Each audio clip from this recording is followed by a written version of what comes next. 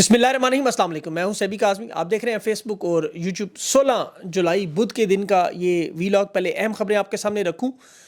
پچھلے 3 سال میں دنیا کی سب سے بڑی انسانی حقوق کے حوالے سے امریکی کانگریس کمیشن کی سماعت اور زلفی بخاری نے میدان مارا، اسٹیبلشمنٹ کا کٹا چھڑا کھول کر پوری دنیا کے سامنے رکھا، اور اس بڑے اجلاس سے پہلے امریکی اراکین کی فری عمران خان کی ٹویٹس اور خان کی جان کے خطرات کے حوالے سے بھی پارٹی کو بھی حکم، خان کی بہنوں کا سپریم کورٹ جانے کا اعلان، اور واشنگٹن سے بھی عمران خان کے بارے میں بڑی اہم رپورٹ، اور اپوزیشن کی مشترکہ پریس کانفرنس بھی آج شام کو تحریک کے حوالے سے بڑا اعلان متوقع ہے، اور تحریک انصاف کی جو احتجاجی تحریک اس کا خوف، شہباز شریف زرداری کی ملاقات، تحریک انصاف کو کہاں جگہ دینے پر یہ تیار ہو گئے ہیں اور روکنے کی حکمت عملی کیا ہے،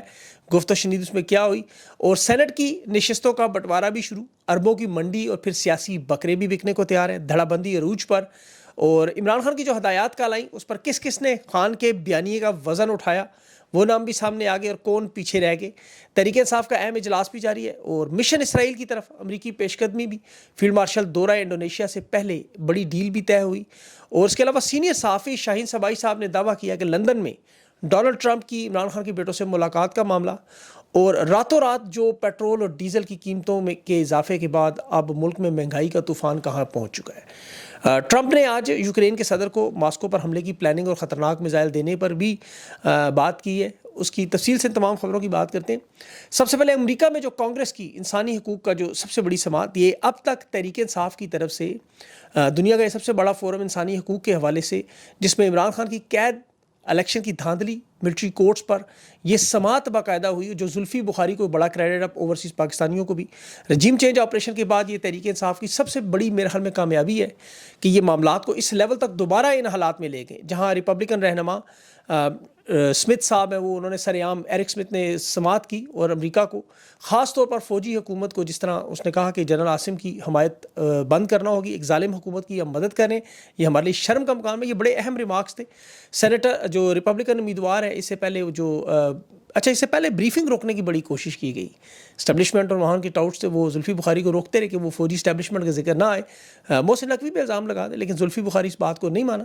اور ایک جملہ جو اس پوری بریفنگ میں بڑا چھایا رہا، جس کا بڑا سخت رد عمل بھی نظر آ رہا ہے، کہ فیلڈ مارشل اور ڈونلڈ ٹرمپ کی ملاقات سے اوورسیز پاکستانی اور تمام پاکستانی اس وقت خوش نہیں ہیں، انہیں بہت تشویش ہے۔ اور یہ جب عمران خان کے مظالم کا ذکر وہاں کیا جا رہا تھا، جو چیئرمین کو، کانگریس کے اراکین کو بتایا جا رہا تھا، اس میں عمران خان کے کل کے بیان کا بھی ذکر تھا۔ اس میں ایک مثال دی گئی کہ جس جیل میں خان کو رکھا گیا، وہاں سینکڑوں پاکستانی کو قاتل اور دہشت گرد بھی عمران خان سے بہتر حالت میں ہیں۔ ایک فوجی بریگیڈیئر رضوان کا ذکر بھی کیا گیا، جو 2018 میں جاسوسی اور غداری کے سنگین الزام، ذرا غور سے سنیں، جاسوسی اور غداری کے، کہ جس نے پاکستان کی نیوکلیئر راز جو غیر ملکی اداروں کو، CIA کو بھی فراہم کیے، اور اسے 2019 میں فوجی عدالت نے پھانسی کی سزا سنائی، جو ملٹری اپیل میں پھر لاہور کورٹ میں چیلنج ہوئی، اور یہ اب تک کی سب سے بڑی سزا کسی فوجی افسر کو ملی، اور یہ شخص وہاں پر باقاعدہ عیاشی سے رہ رہا ہے۔ اب عمران خان دوسری طرف سابق وزیر اعظم سختیاں جو برداشت کر رہے ہیں، ان کی جو اہلیہ پر جو ظلم ستم ہو رہا ہے، TV اخبارات سمیت جو انسانی ان کے بنیادی حقوق ہیں معطل کیے گئے ہیں، اور باقاعدہ طور پر ایک کرنل اور ایک جیل سپرنٹینڈنٹ انجم کے بارے میں عمران خان نے نام لیا کہ field marshal general Asim Munir کے حکم پر کیا جا رہا ہے، اور عمران خان نے یہ بھی کہا کہ اگر مجھے جیل میں کچھ ہوا تو اس کا حساب جو ہے وہ جنرل عاصم منیر صاحب سے لیا جائے۔ یہ کانگریس کو بتایا گیا باقاعدہ، کیونکہ یہ آپ کو پتہ ہے ایک تو انسانی حقوق کے چیمپئن ہے، دنیا میں سب سے بڑا انسانی حقوق کے علاوہ ان کا کمیشن بھی ہے۔ یہاں مسلمان رہنما الہان عمر بھی موجود تھی، جو فلسطین کے معاملے پر پوری دنیا میں آواز اٹھانے کی وجہ سے اسلامی دنیا میں ایک بڑا مقام رکھتی ہیں۔ انہوں نے باقاعدہ طور پر عمران خان کی رہائی کی ٹویٹ بھی کی، اور ارشد شریف کیس کا بھی ذکر ہوا۔ زلفی بخاری نے عمران خان کے بھانجے حسان نیازی کی ملٹری کورٹس کی سزا کا بتایا کہ 10 سال کی سزا کس طرح 26ویں ترمیم کر کے اپنی مرضی کے جج لا کے دی گئی۔ سپریم کورٹ کے اپنے 2023 کے حالانکہ فیصلے تھے، ایک سویلین کا ٹرائل نہیں ہو سکتا، اس کے باوجود یہ سزائیں سنائی گئیں، اور الیکشن میں 8 فروری کی جس طرح دھاندلی، بلے کا نشان چھیننے کا، امیدواروں کو دستبردار کروانے کا، جبری پریس کانفرنسز کروانے کا، اور سب سے بڑھ کر 26 نومبر کے قتل عام کا ذکر، اور عمران خان کی جان کے خدشات کے حوالے سے انہوں نے ذکر بھی کیا۔ اس میں دیکھیں بھی جو واشنگٹن سے رپورٹ جاری ہوئی، اس میں ڈاکٹر فاروق صاحب ہیں، انہوں نے انکشاف کیا کہ وہاں انہیں خود باعتماد ذرائع بتا چکے ہیں کہ عمران خان کی جان کو واقعی شدید خطرہ ہے، اور عمران خان نے کل خود اس کا ذکر بھی کیا کہ اگر جیل میں کچھ ہوا اس طرح کا خدا نخواستہ معاملہ تو اس کے ذمہ دار آرمی چیف ہوں گے، اور اس کا بدلہ میری پارٹی لے گی۔ اب علیمہ خان سپریم کورٹ میں جا رہی ہیں اس معاملے پر، اور جو سپرنٹینڈنٹ اڈیالہ جیل نے کل پریس ریلیز کی عمران خان کی قیادت کی سہولیات کے حوالے سے، وہ علیمہ خان نے رد کرتے ہوئے کہا یہ شخص جھوٹ بولتا ہے، عمران خان کو اس وقت واقعی ان لوگوں سے خطرہ ہے۔ اور اس میں دیکھیں علیمہ خان کی بات کو میں تاریخ میں دیکھ رہا تھا، ذوالفقار علی بھٹو کی کتاب ہے ایک بڑی مشہور، کتاب کا نام میرے ذہن سے نکل گیا، اس میں انہوں نے خود لکھا ہوا ہے کہ کس طرح ملٹری کے گارڈز رات کو انہیں سونے نہیں دیتے تھے، جب ان کی سپریم کورٹ میں پیشی ہوتی تھی اس رات انہیں سونے کی اجازت ہوتی تاکہ اگلے دن فریش نظر آئیں، بیانیہ بنے کہ تمام سہولتیں دی گئی ہیں۔ یہی عمران خان کے ساتھ ہو رہا ہے، یہ ظلم و ستم جو بتائے جا رہے ہیں۔ اب دیکھیں اس میں ابھی شاہین صباحی صاحب نے ایک بڑی اہم خبر دی اسی حوالے سے کہ 17 سے 19 تاریخ تک جو لندن کا ڈونلڈ ٹرمپ کا دورہ ہے اس میں عمران خان کے بیٹوں سے ملاقات کی پوری کوشش کروائی جا رہی ہے، اور جو طاقتور لوگ، بااثر لوگ، اثر و رسوخ والے اس میں شامل ہیں، وہ پوری کوشش کر رہے ہیں کہ ان کی اور جمائمہ خان بھی اس میں موجود ہوں، ملاقات ہو۔ اور اس کے بعد ڈونلڈ ٹرمپ کا جو ممکنہ دورہ میں نے آپ کو بتایا تھا بھارت کا، اور اس میں پاکستان کا چکر بھی ظاہر ہے، اسرائیل کا معاملہ تسلیم کرنے کا، اب اس میں یہ چاہتے ہیں کہ عمران خان کی جیل سے رہائی کروائی جائے۔ یہ شاہین صباحی صاحب کا دعویٰ ہے کہ یہ ایک اتنا بڑا معاملہ ہے اسرائیل کو تسلیم کروانے کا کہ شرائط تو سب کے سامنے، سعودی عرب فلسطینی عوام تسلیم کرے تو پھر عمران خان بھی اس کو تسلیم کر لے، اور اس کے لیے کہہ رہے ہیں کہ OIC جیسا ایک بڑا اجلاس بلا کے وہاں عمران خان سے نمائندگی کروائی جائے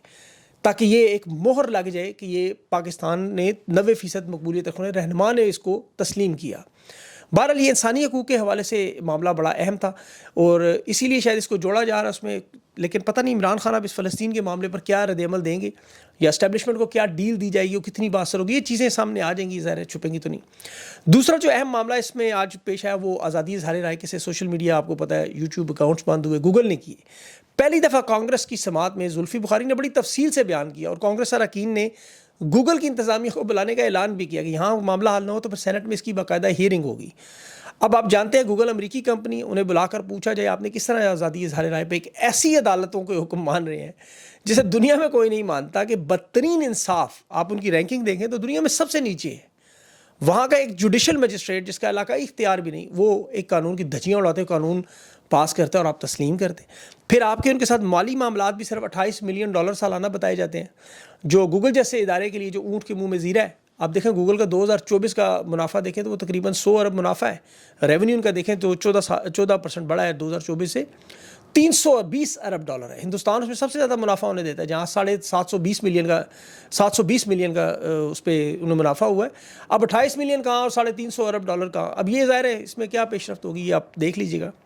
خان کے ٹویٹر پہ جو کل بیان ہے وہ بھی اس وقت پوری دنیا میں گفتگو کا مرکز بنا ہوا ہے، خاص طور پر پارٹی کے اندر۔ یہ دیکھیں جو بیانیہ عمران خان نے کہا نا جو نہیں اٹھا سکتا وہ ہٹ جائے، تو تحریک انصاف کی کل آپ دیکھیں 90% قیادت کی طرف سے سوشل میڈیا پہ ری ٹویٹس نظر آئیں، اور عمران خان نے ظاہر کہا تھا بڑا سختی سے، اور جو نہیں کریں گے وہ ظاہر سوشل میڈیا کے نشانے پر ہوں گے، کہ عمران خان کا یہ باقاعدہ طور پر احکامات تھے کہ ان کے نام رکھیں سامنے۔ اب اس میں نام دیکھیں، چیئرمین بیرسٹر گوہر کے نام ہے، اپوزیشن لیڈر عمر ایوب صاحب کا ہے، شبلی فراز، علی ظفر، بیرسٹر سیف، سلمان اکرم راجہ۔ اب یہ نام بہت بڑے نام ہیں جنہوں نے ری ٹویٹس نہیں کی، تو یہ سوشل میڈیا کو ظاہر ان پر دباؤ ڈالنا چاہیے، اور اپنا اصل کام بھی ذرا سوشل میڈیا کو فوکس کر رہا ہوں۔ یہ سینٹ کی ٹکٹوں کی تقسیم، پارٹی کے اندرونی معاملات، میرے خیال میں یہ انہیں خود حل کرنے دیں۔ ان کے درمیان جو اس وقت دھڑا بندی بنی ہوئی ہے تحریک انصاف میں، بلا شبہ ایک بڑی جماعت ہے، سینٹ کی ٹکٹوں کی تقسیم میں نظر آ رہا ہے یہ دھڑا بندی، لیکن یہ تقسیم ہوگی، اور اس میں آپ جانتے ہیں کہ اسٹیبلشمنٹ کا بڑا اہم اثر ہے، اور ان کے جو رہنما ہیں بہت سارے وہ ان احکامات کی خلاف ورزی نہیں کر سکتے، جس طرح آپ نون لیگ اور پیپلز پارٹی کے لوگ ان سے مختلف نہیں ہیں۔ مرکزی قیادت جو ہے جس میں بیرسٹر گور ہے، علی مین گنڈا پور ہے، وہ آپ کو پتہ ہے ایک سائڈ میں ہے، دوسری طرف پنجاب کی قیادت جو ہے اس وقت عالیہ حمزہ، وہ جو چاہتے ہیں تحریک چلانی چاہیے، اور وہ 5 اگست کے حق میں عالیہ حمزہ نے تو یہاں تک کہا ہے کہ اگر اس تاریخ کو بدلنے کی کوشش کی گئی تو وہ استعفیٰ دے دیں گی۔ لیکن بہرحال اختلافات ضرور موجود ہیں، انہیں ختم کرانے کی کوشش بھی کی جا رہی ہے، لیکن سوشل میڈیا اور اوورسیز پاکستانی دیکھیں جب اس مہم میں شامل ہوں تو اس میں سب سے بڑا نقصان یہ ہوتا ہے کہ عمران خان کی جو رہائی کی مہم ہے اور جو ظالم لوگ ہیں ان پر تنقید اور فوکس ہٹ جاتا ہے۔ اب اس سے آپ کا فوکس ہٹنے کا نقصان، کارکن جو ہے وہ بددل ہوتے ہیں، اس میں کوئی شک نہیں۔ ان کے ظاہر مسائل اتحاد کے، انہیں آپس میں مرحمل لڑنے دیں، جو مرضی کریں۔ تحریک انصاف کے جو اتحادی ہیں، بلکہ آپ یہ دیکھیں یہ محمود اچکزئی صاحب ہیں، تحریک آئین تحفظ موومنٹ، ان کے ساتھ بھی کھل کر انہیں بات کرنی چاہیے کہ یہ تحریک چلانی ہے تو دونوں جماعتیں مل کے چلائیں، اگر نہیں تو پھر فیصلوں میں آزاد کریں۔ آج بہرحال ان کا بڑا اجلاس، پریس کانفرنس بھی ہے، محمود اچکزئی، علامہ ناصر عباس، سلمان اکرم راجہ، مصطفیٰ نواز کوکر 6:30 بجے نیشنل پریس کلب میں کانفرنس کریں گے، اس میں ان کا لائحہ عمل آج سامنے آ جائے گا۔ اب جو تحریک دیکھیں اعلان ہو چکا ہے وہ اتنا بڑا معاملہ بنا ہے کہ زرداری اور شہباز شریف کو ملنا پڑا، ملاقات ہوئی کہ یہ احتجاج کے بعد کی صورتحال کیا ہوگی, اس کے دوران کیا ہوگا. ابھی تک کسی کو پتہ نہیں ہے کہ احتجاج کس لیول کا کتنا بڑا ہو سکتا ہے. کوشش ان کی یہ کہ اسلام آباد نہ آنے دیا جائے. اسلام آباد کے باہر جگہ دینے پر یہ راضی ہو چکے ہیں کہ وہاں ایک جگہ دے دیتے ہیں, وہاں احتجاج کریں اور اس کے بعد چلے جائیں. لیکن یہ معاملہ ظاہر ایک دن کا نہیں ہے, T20 میچ نہیں ہے, یہ ٹیسٹ میچ ہے. اور تحریک انصاف کا لائے عمل تو سامنے آئے گا احتجاج کے معاملے پر, اور یہ پورے پاکستان میں احتجاج کا معاملہ, یہ صرف اسلام آباد کے باہر نہیں ہے. اس دفعہ انہیں شاید حکومت کو توقع نہیں ہے کیا ہوگا. تحریک انصاف کو جو میں نے پہلے بھی کہا کہ سب سے بڑا اگر اس مسئلے پہ قابو پا لیں اندرونی اختلافات پہ, تو یہ معاملہ ان کا ٹھیک ہو سکتا ہے بہت حد تک. اور یہ صرف قیادت کے حد تک نہیں ہے, سوشل میڈیا کی حد تک بھی ہے. اس میں بھی دیکھیں اختلاف رائے ضرور ہو لیکن تقسیم نہیں ہونی چاہیے. اور اس میں آپ کے لیے مشعل راہ عمران خان کے بیانات ہیں, ہدایات, آپ انہیں پڑھیں, جو سمجھ آتی ہے آپ اس کے مطابق چلیں. جس طرح عمران خان نے کہا احتجاج میں جو نہ آئیں اس کا فیصلہ وہ خود کریں گے, جیسے بیٹر ان چیف ہے. تو مذاکرات کا معاملہ بھی عمران خان نے اپنے ہاتھ میں رکھا. تو اس لیے میرے خیال میں بجائے اس وقت لوگ, اگر ہم سب غدار ڈھونڈنے کی, ان کے جو لوگ تحریک چلانا چاہتے ہیں ان کے ہاتھ پاؤں مضبوط کریں کہ عمران خان کے جو بیانات ہیں اس کے اندر سب کچھ لکھا ہوا ہے. اگر آپ انہیں ایک دو دفعہ غور سے پڑھیں آپ کو ساری بات سمجھ آ جاتی ہے, کیونکہ ان لوگوں نے ابھی خان کی ملاقاتیں بند کرنی ہیں, سوائے ایک شخص کو یہ چھوڑ دیں, بیرسٹر سیف کو, جو جب چاہے خان سے مل سکتا ہے اور پھر وہاں سے آئی ہوئی معلومات کو پھر ٹوسٹ. لیکن اب تک جو معلومات آپ کے سامنے آ چکی ہیں کل کی خاص طور پر, وہ میرے خیال میں بڑی اہم